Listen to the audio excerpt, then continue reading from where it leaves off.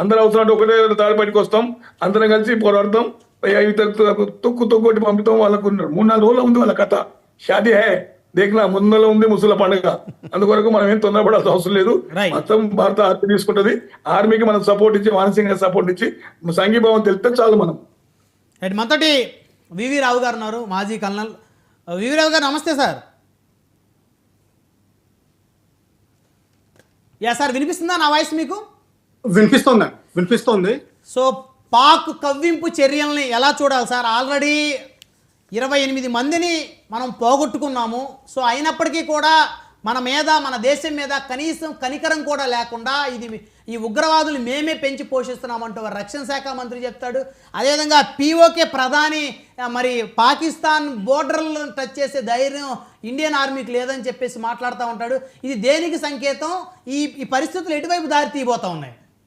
ఇది పాకిస్తాన్ డెస్పాండెన్సీకి సంకేతం అని ఒకటి గుర్తుపెట్టుకోవాలి. మనం ఈ అన్వరుల్ హక్ ఎవరో, ఇతను పాక్ పిఎం అంటారు.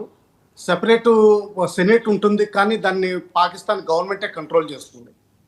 ఇంకోటి గుర్తుపెట్టుకోవాల్సిన అవసరం ఏంటంటే, ఎక్కడైతే ఈ పిఓకే జమ్మూ పైన ప్రాంతం నుంచి ఉంటుందో ముజఫరాబాద్ వరకు, అంటే నౌషరా, కోట్లీ, భీంబేర్, ముజఫరాబాద్, ఈ ఏరియా అంతా అగ్రికల్చర్లో చాలా బాగుంటుందండి. వీళ్ళందరూ చౌదరీస్, అంటే మన ఆంధ్ర తెలంగాణ పార్లెన్స్లో వాడుకుంటే దాదాపు Kammas equivalent, most powerful, wealthy. Okay. ఎప్పుడు పిఓకే ప్రైమ్ మినిస్టర్ ఇప్పుడు వరకు లాస్ట్ 15-16 ప్రైమ్ మినిస్టర్స్ అందరూ ఈ ఏరియా నుంచి అయ్యారు. గిల్గిట్ బాల్టిస్తాన్ నుంచి ఎప్పుడూ అవ్వలేదు.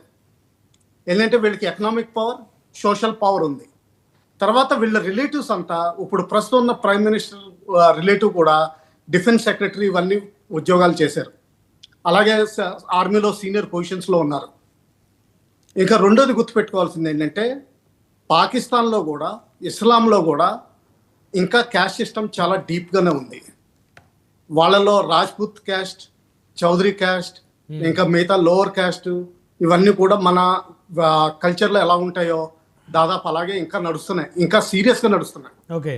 ఇంకా మన ఇండియన్ పూంచ్ ఏరియాలోనే ఒక రాజ్పుత్ అమ్మాయిని ఒక కార్పెంటర్ అబ్బాయి ప్రేమిస్తే వాడిని చంపి పడేశారు. అది ఇంటర్ క్యాస్ట్ మ్యారేజ్ కుదరదని. అటువంటి సంఘటనలు కూడా జరుగుతూ ఉంటాయి. ఈ పిఓకే ప్రైమ్ మినిస్టర్ ఎందుకు స్టేట్మెంట్ ఇచ్చాడంటే, ఆయన చేత ఇప్పించారు. ఎందుకంటే బహుశా భారత ప్రభుత్వం పిఓకేని రీటేక్ చేయడానికి ప్రయత్నిస్తుందేమో అని చెప్పి ఆయన ద్వారా స్టేట్మెంట్లు ఇప్పిస్తున్నారు. అలాగే మనం బలూచిస్తాన్లో ఇన్వాల్వ్ అవుతున్నా ఉన్నట్టుగా వాళ్ళ చేత స్టేట్మెంట్ ఇప్పిస్తున్నారు. అంతేగాని ఆయనకి ఏమీ పవర్ లేదు, ఆయన మాటలు ఎవరు వినిపించుకోరు. గిల్గిట్ బాల్టిస్తాన్ ఆ ఏరియాలో మాత్రం ట్రైబల్స్ ఎక్కువ ఉంటారు. వాళ్ళందరూ మోస్ట్లీ షియా.